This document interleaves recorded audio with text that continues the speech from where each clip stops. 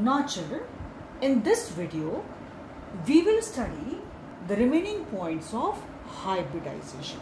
So far you have seen 6 points, now the 7th point. All hybrid orbitals have exactly same energy and are identical in all respects. This thing I made very clear and explained you also while telling you the definition itself of hybridization. All hybrid orbitals have exactly same energy, not nearly same or almost same or may or may not be same. No, they all have exactly same energies and are identical in all respects. Then 8th point, bond length decreases while bond energy increases with increase in S character of hybrid orbitals. Say for example, you have sp, sp2 and sp3 hybridizations, 3 cases.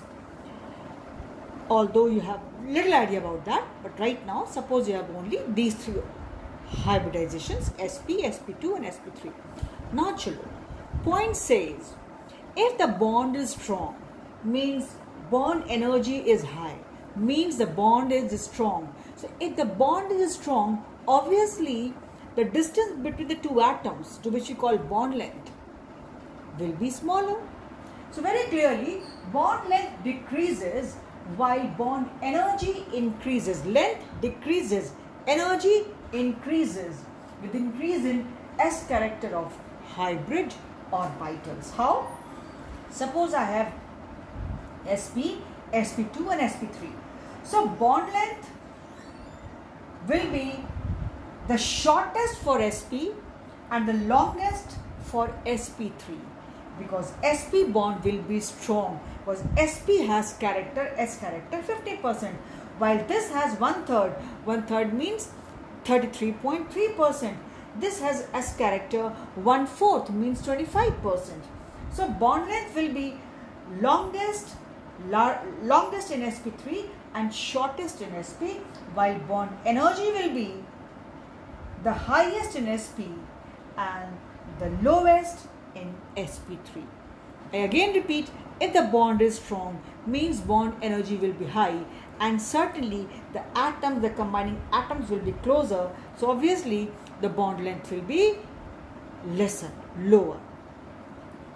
Then children, there is a formula to calculate hybridization. This is x is equal to 1/2 v plus 1 minus c plus a. Now what is x? X is the number of orbitals involved in hybridization. If there are 2, we have sp. If there are 3, we have sp2. If there are 4 orbitals, we have sp3.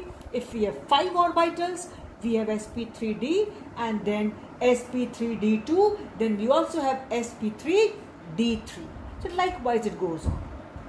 Now children, it goes up till 7. So x is the number of orbitals involved in hybridization. What is V? V is the number of valence electrons of central atom. Whatever you have in sulfate, it is S. In ammonia, it is N. So whatever species given to you, you have to find out the central atom, its valence electrons. Then M. This M is the number of monovalent atoms or groups linked with the central atom.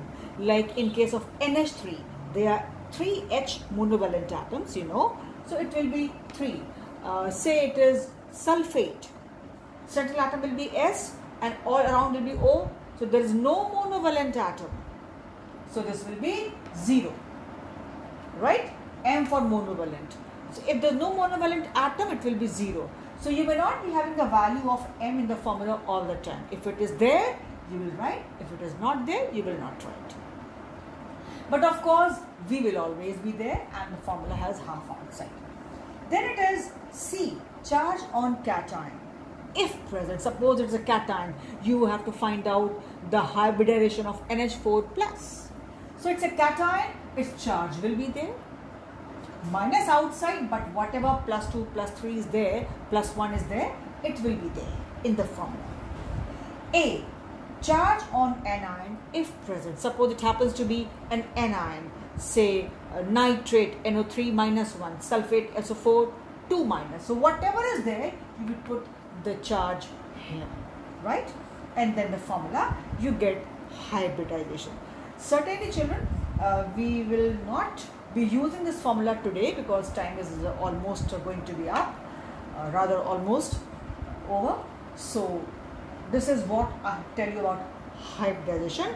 In my next class, whenever we have, we will find out, we will see how to use formula and how to get hybridization of various compounds, and then how to find out the order of bond lengths as well as the angles. So this is all for today. We stop here. Thank you children.